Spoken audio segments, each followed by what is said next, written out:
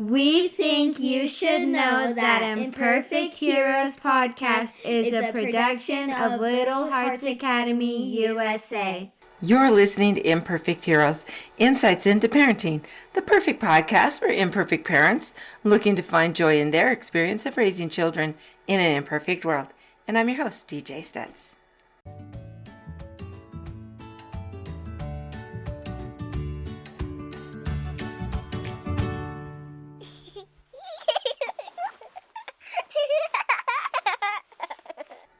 Hey, welcome back everyone to Imperfect Heroes, Insights into Parenting. And today we are diving into the topic of risk-taking in childhood. So how much risk is too much? You know, taking risks is an important part of growing up. And when you keep your kids from taking risk, you're taking a major risk yourself as a parent. In every culture, the dominant activity of children is play. So today we are talking about the role of free play, the balance between the benefits and the liabilities of taking risks, the physical, emotional, and social benefits of taking risks, and overcoming the obstacles to risk-taking. So let's get started. And before we get going, I just want to let you know that my Parent Perspective Workshops is sponsoring this episode today. And so when you join Parent Perspective Workshops on my website, www.littleheartsacademyusa.com, you not only get access to the monthly live workshops, but you also get access to their replays. And so if that time doesn't work out for you or the day isn't working for you, you can always go back and catch up on that. The fun thing, though, is if you can join us live, there are other parents, there's stories, there's interactions, people ask questions. It's just a great opportunity. So join us for that next Parent Perspectives Workshop. The next one is going to be on July 25th at 1 p.m. Mountain Time. And this month, surprise, surprise, we are exploring practical tips and engaging discussions on how to help your children develop independence and confidence while ensuring their safety as they take risks. This is an interactive session, like I said before, and so you're going to have a chance to ask your own questions, share stories, and then make connections with other parents. And best of all, it's free. So register now by clicking on the link in the show notes, and let's navigate the balance of taking risks together. And I hope to see you there. Now, let's get started. As you've noticed, this month, we are spending the whole month talking about taking risks. How much risk is too much? And actually, taking risk is an important part of growing up.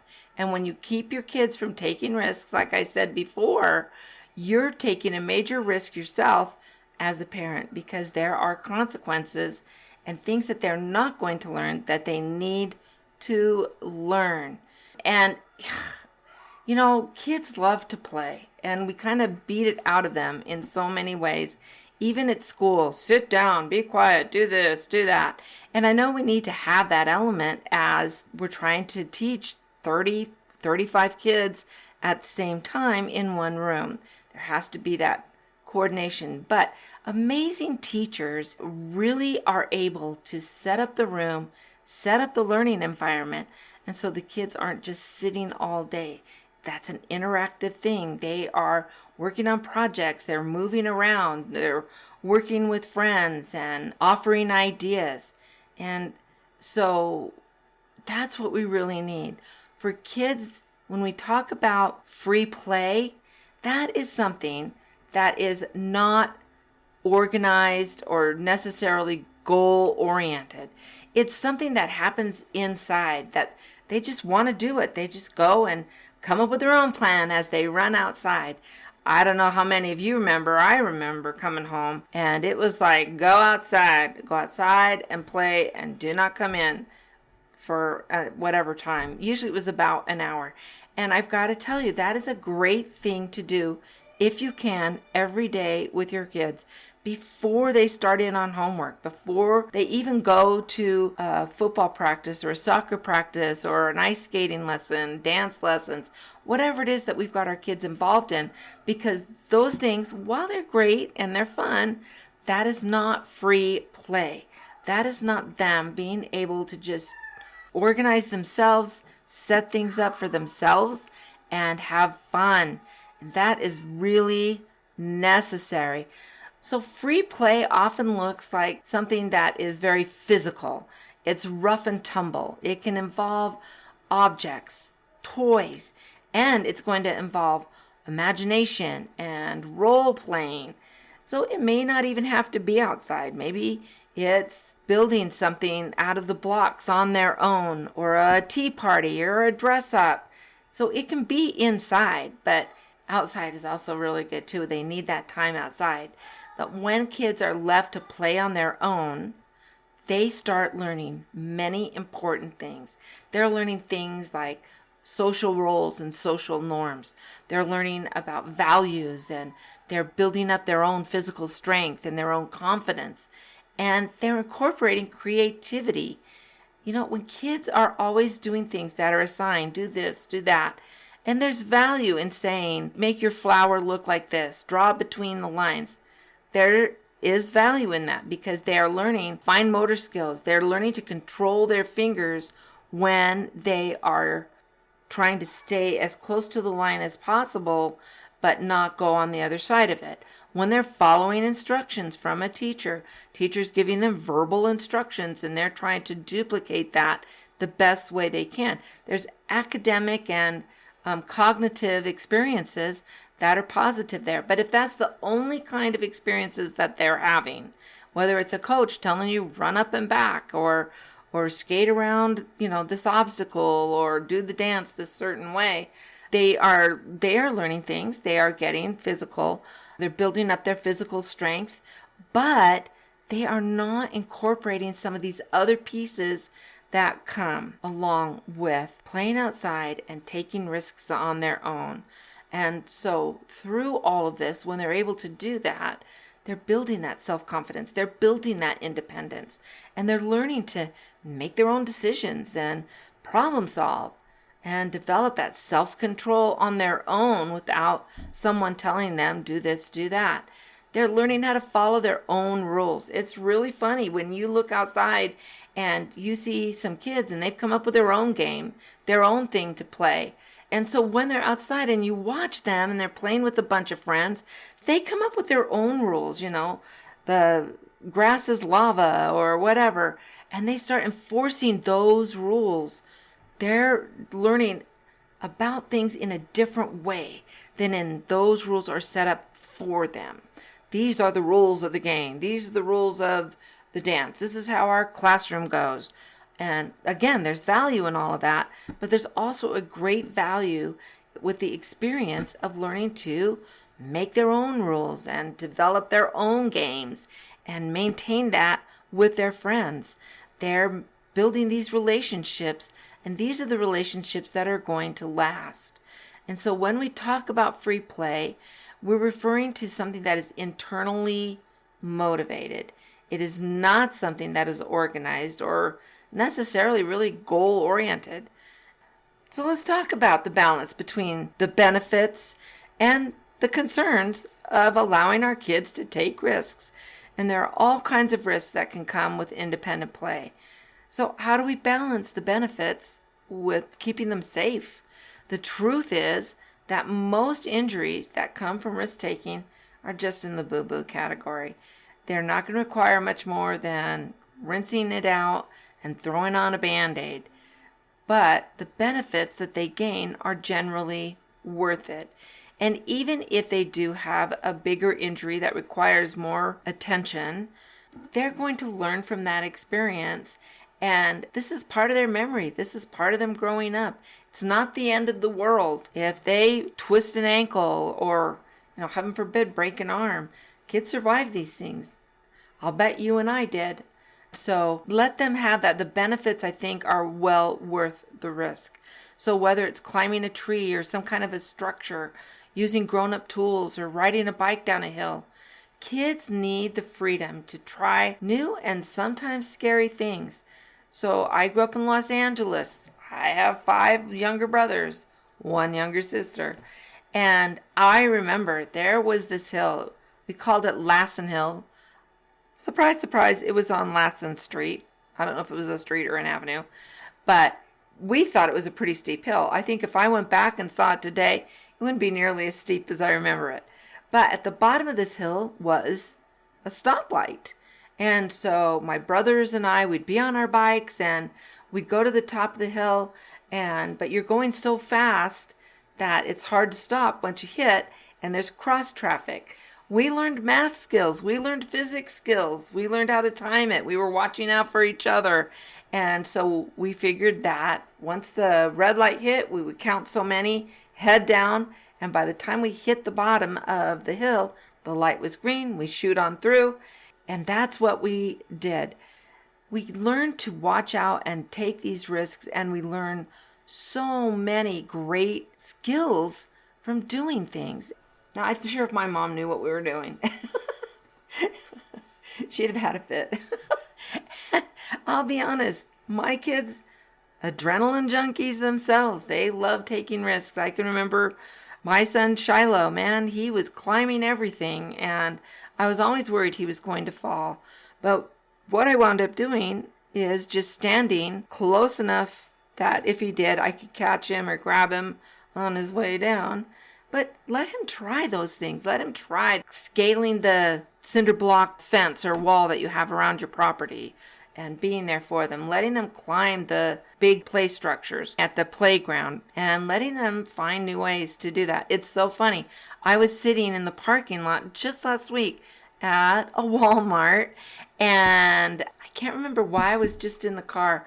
I think my husband was just running in real quick for something, and I'm sitting in the car and I'm watching, and there's this family, and mom and dad must have just run in, and there was an older child watching the kids in the car, and one of the kids got out and started climbing on the basket carol, you know, where you return your basket, and he's climbing on that like it is just total play structure. Well, I'll keep an eye on him, make sure that if he gets hurt, someone can call. But he was happy and he was thrilled, and he didn't get hurt. He just tried it. You know, there's no shame, and there's actually lots to learn in failing in trying something new. So think of how our kids learn to crawl or walk or ride a bike. They didn't just give it one try and give up.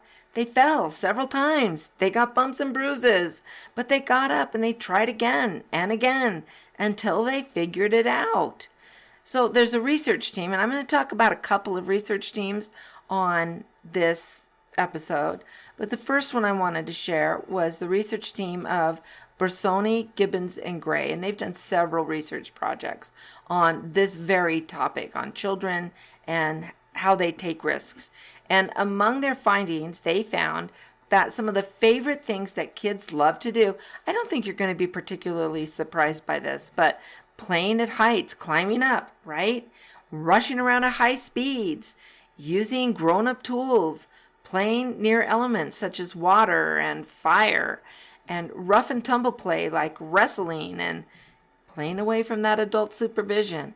They're always looking to do those things. So think about it. Taking risks is actually beneficial to their physical health. They are outside running around, playing with friends, and using their bodies. And when we don't let them have this time to walk to and from school, climb that tree, ride that bike around the block, or even down a hill, we are cutting back or even eliminating the amount of physical activity your child is able to engage in. And they need to use their bodies. They need to sweat a little and, heaven forbid, get a drink out of the garden hose. Kids need at least 60 minutes a day of running around outside in both hot and cold weather. Now, if they're in school, they're going to get some of that while they're at school with recess, right? There's usually at least one recess in addition to the recess after lunch. Some schools will have more than that, and terrific. Some schools are more conservative, I guess is the word I'm looking for, when it comes to cold weather or if it's windy or whatever. So you want to make sure that you know, did they cancel recess today? Did they do indoor play today? Even when it's cold, it's good for kids to be outside for as much as they can and to be running around, building snowmen, building sled hills, developing those things. Those are fine in the winter. It's good for them to be outside. And they will actually be healthier, have fewer colds, fewer illnesses when they get that fresh air from outside. When I very first started teaching, I was teaching at a very old school, but I had windows on both sides of my classroom. It was kind of like in this peninsula thing. And so in the morning, even when it was 10 below, I would open up the windows on both sides, let the fresh air go through the room, and then my aide and I would close them up before the kids came in and things could kind of warm up a little bit. But we had far fewer illnesses that year than the other classrooms in my group. But we were the only ones that were opening up the windows every morning and getting that fresh air through the room. So it's important for them to be able to have that air, and it will help them strengthen their immune systems. Not only is it strengthening their immune systems, it's strengthening their muscles and their bones and their hearts and their lungs. And they need this to be healthy, not only in their youth, but in their adulthood. And we know that a physically challenging childhood actually leads to adults who are more likely to retain that love of outdoors, and they'll live healthier lifestyles far along most of their lives. And I have to admit, even still, I get a kick out of surprising my kids when I go out and get on the pogo stick, and I can do it longer than they can. And they're like, "Whoa, Nana!" My grandkids call me Nana. And it's fun. It's engaging. And so let's let them do that and be healthier. Let them climb that tree and run around at the playground and try new tricks on their bikes. Remember, look, Mom, no hands. Remember that one? And they can do tricks on their skateboard or their scooters. Find things, though, that you can do together as well. So there are times when they're on their own doing free play and having fun. And then there are times when you as a mom and dad can engage and become part of that. Things like skiing, again, bike riding. Boy, I should have brought that up a lot today, haven't I? I wonder why. Hiking, camping, the list goes on. And organized sports are great, but just don't let it take over your life. Let them have that free time and that engaging time so that they are not feeling overwhelmed with, I have school, I have homework, I have whatever sport it may be, and I don't have time to just play and be me. So last summer, I have a grandson, and he was in martial arts, some kind of martial arts, I don't know. Martial arts, he was on a competitive climbing team at 7. He loves climbing, and it worked out well. And he was in a couple other things, some summer camps, and they would go camping on the weekends, and they always had things to do. And one day, he just had a total meltdown. And he's like, "Mom, when do I get to just stay at home and play at home?" So she, as a wise mom, go Rocky, actually set it up on the calendar that there were home days for her kids, that they could just stay home and play in the backyard, jump on the tramp. Sylvan has a huge imagination, and so he could run and play, and using his imagination on the different scenarios that he built up in his mind. But he needed that time alone and at home and not busy rushing around somewhere. Now, some kids are going to let you know that this is a problem for them. But like Sylvan, at first, he had to have that meltdown. And as Rocky was trying to figure out what's going on, why is this meltdown happening, and it came out that I am just overscheduled. I just need time to play alone and to play freely.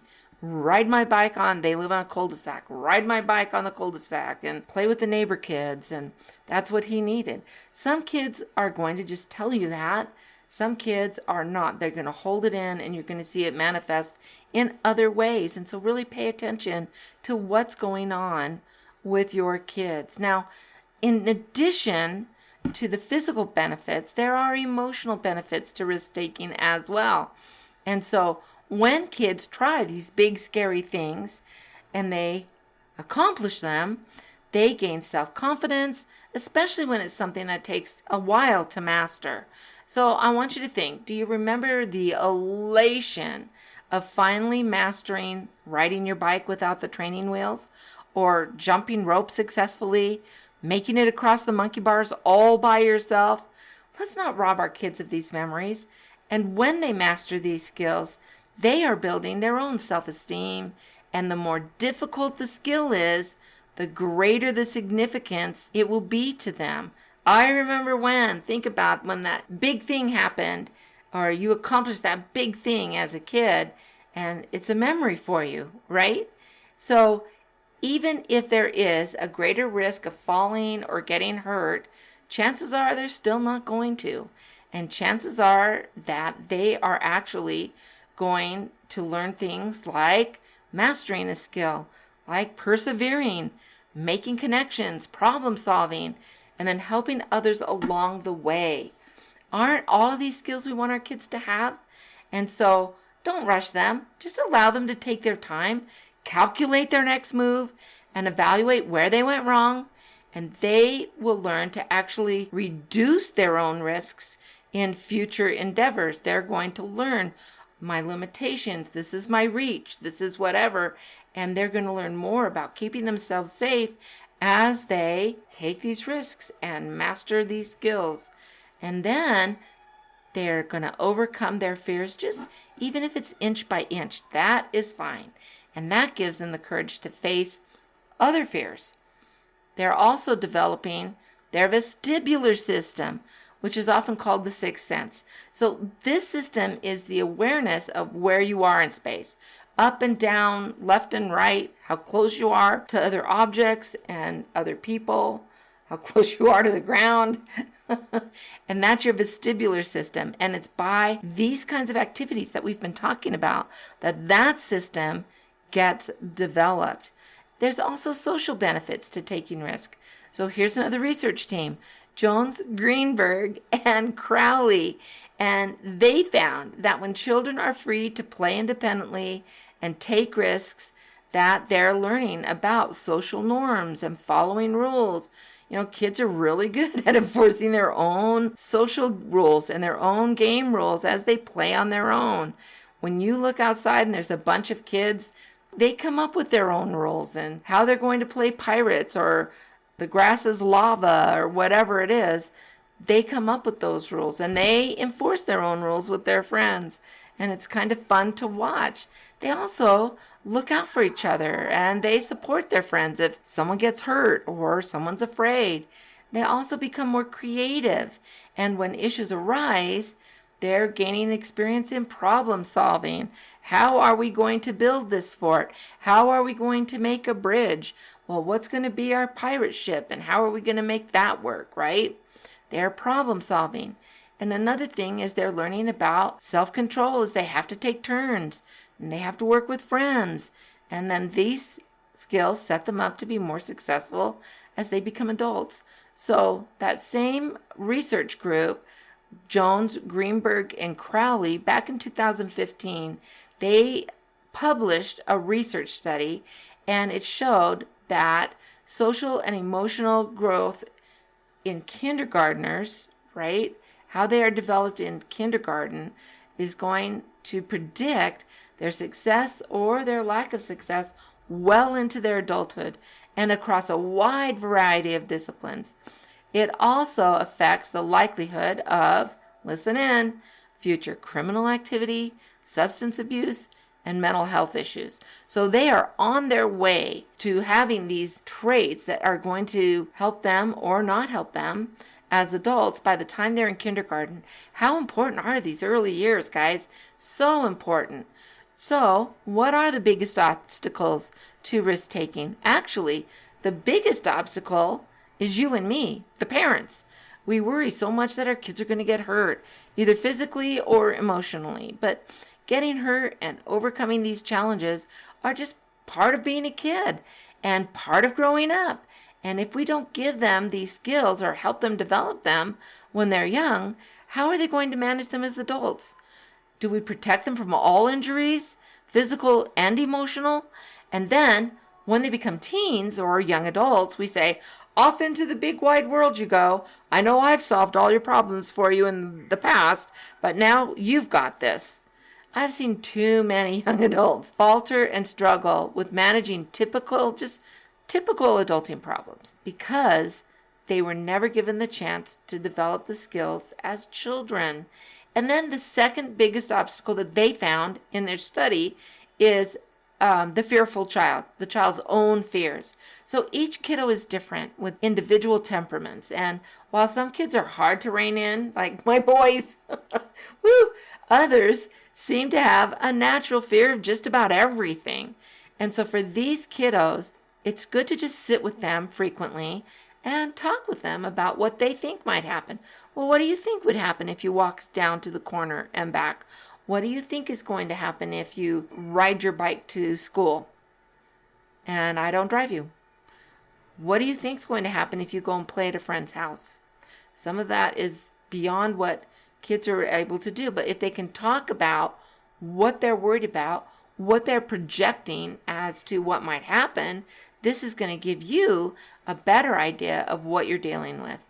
And then the best way to help them move out of their comfort zone and take those chances. So if they're afraid of getting hurt, you may suggest a smaller challenge that would be easier to master, right? Or how about engaging with friends that have already mastered that challenge and they watch their friends succeed? That might help as well. And just be patient and encouraging as your child learns to stretch themselves. You know, there's no one answer that's going to work for every child. It just doesn't work that way. And anybody who tells you that is selling snake oil, because every child is individual and every parent is individual, and we all are working on trying to make things move forward the best we can. So try some things there, give it a shot and see what your child responds to, and then move from there. Now, physical take risking is not the only way that our kids take risks. And there is the risk of introducing yourself to someone new or standing up for someone who needs help. And how about asking for help for yourself or just not going along with the crowd because they're getting into something that they know they shouldn't be doing? There is a connection with children who are confident in trying new things physically and those who are willing to take social risks. And so as the month goes on, we're going to be talking about all of these aspects of taking risks. So let's tie things up for today by saying that just like every kiddo, every parent has their own relationship with taking risks. And often children are going to reflect the attitudes of their parents, but not always. So with the understanding that giving our children freedom whenever it is reasonable and appropriate, we are actually helping them to be safer, more confident, and socially strong. So thanks for listening to Imperfect Heroes today. And you know, there are so many episodes that are available. We're at about 160 episodes now. So feel free to peruse them for topics that are meaningful to you, to your life, and to your kids. We've got things from potty training to starting school. We've got you covered. And before I go, I want to remind you that if you are enjoying the podcast, please leave a rating and review and be sure to tell a friend. You can find me on Instagram and Facebook at Imperfect Heroes Podcast, and I'd love to hear from you. And so until next time, let's find joy in parenting. See you guys.